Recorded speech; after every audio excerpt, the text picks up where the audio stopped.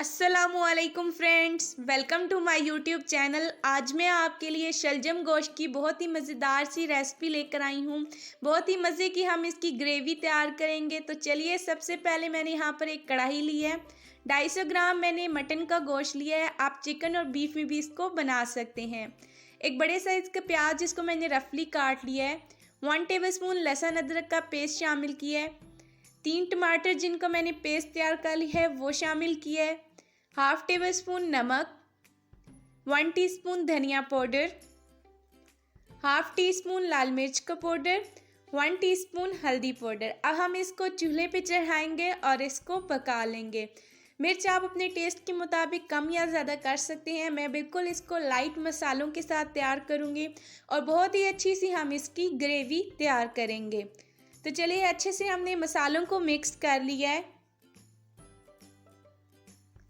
अब हम इसके अंदर 2 कप पानी के शामिल करेंगे।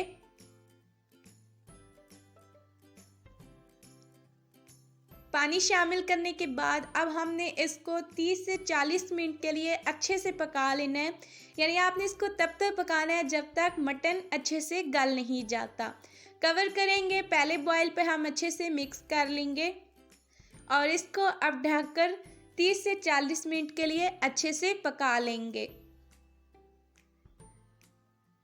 40 मिनट हो चुके हैं, पानी भी काफ़ी हद तक खुश्क हो चुका है और मटन को भी 80% हमने गला लिया है। तो अब हमने अच्छे तरीके से मसाले की भुनाई करनी है। सबसे पहले हम हाफ कप कुकिंग ऑयल का शामिल करेंगे। ऑयल शामिल करने के बाद अब आपने बहुत अच्छे तरीके से मसाले की भुनाई करनी है। इसी मसाले की भुनाई के साथ हमारे गोश्त में जो फ़र्क होगा वो भी अच्छे तरीके से गल जाएगा। 15 से 20 मिनट के लिए मसाले को हम अच्छे से भूनेंगे।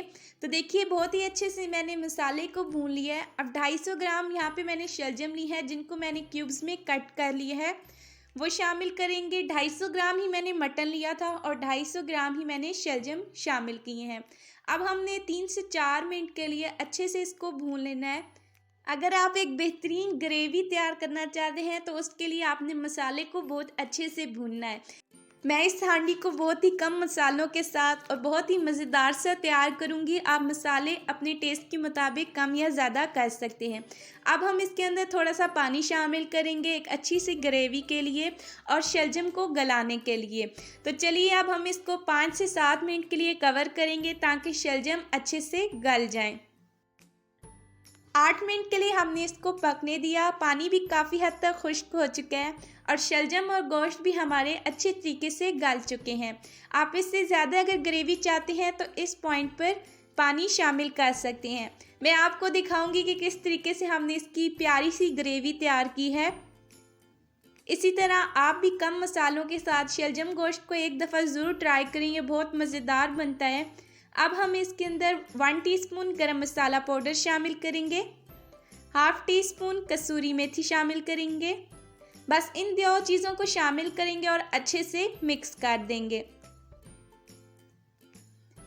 तो चलिए, आप फ्लेम को ऑफ करेंगे। ऑयल इसने पहले ही रिलीज़ कर दी है। खूबसूरती के लिए यहाँ पे थोड़ा सा फ्रेश धनिया शामिल करेंगे। तो तैयार है हमारी मज़ेदार सी शलजम गोश्त की रेसिपी। अब हम फ्लेम को ऑफ करेंगे। इस रेसिपी की ख़ास ये बात है कि हमने इसको बहुत कम मसालों के साथ तैयार किया है। तो चलिए, अब हम इसको एक बाउल के अंदर सर्व करते हैं। व्यूअर्स, अगर अभी तक आपने मेरे चैनल को सब्सक्राइब नहीं किया तो सब्सक्राइब कर लें। साथ ही साथ बेल आइकन को ज़रूर प्रेस करें, इससे मेरी आने वाली हर एक नई वीडियो का नोटिफिकेशन आपको मिलता रहेगा। और मेरी आज की रेसिपी आपको कैसी लगी मुझे अपनी कीमती राय ज़रूर दें।